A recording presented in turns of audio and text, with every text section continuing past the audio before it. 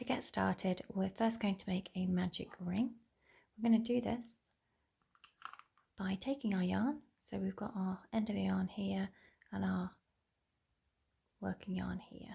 So what we're going to do, we're going to take our yarn and wrap it round two of our fingers here. So you can see that's the end, and then wrap round, making a cross shape there, and then taking our hook, going under and pulling the working yarn through there. And there we have our magic ring. Please rewind and practice this a few times till you're happy you've understood this and you've got it working for you. So I'm just going to do it once more. I'm just going to take this apart. So you can see this is our end here. And we'll take our two fingers, have the end there, wrap it round. So we're going round the back here. Okay, and then making a cross shape here with the tail here.